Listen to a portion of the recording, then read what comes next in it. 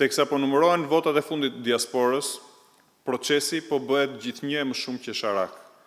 Por qartazi edhe u ka dal nga duart atyre që e projektuan këtë masakër elektorale. Dështimi katastrofik i këtij procesi nga do, po veçanërisht në Greqi, shpaloset për ditë pas rasteve të panumërta të denoncuara nga bashkëdhetarët tanë, të zarfeve të mbërritur bosh, pa flet votimi, të zarfave të shpërndarë nga patronazhistët. Këtej numërohen shumë më shumë flet votimi se sa ka zarfe të ardhura. KQZ ende sot nuk dit na thot se sa flet votimi ka vullosur për diasporën. Ky proces tashmë konsiderohet i kompromentuar rënd dhe jo legjitim. Ne sot i kërkojmë zyrtarisht Komisionit Qendror të Zgjedhjeve kryerjen e një auditit plot me ekspert të pavarur për të gjitha hapat e këtij procesi të korruptuar deri në palc. Gjithashtu i kërkojmë KQZ-s mos nxjerrjen e asnjë rezultati dhe mos miratimin përfundimtar të asnjë tabele për diasporën, derisa auditi i pavarur të dorëzojë konkluzionet e tij mbi procesin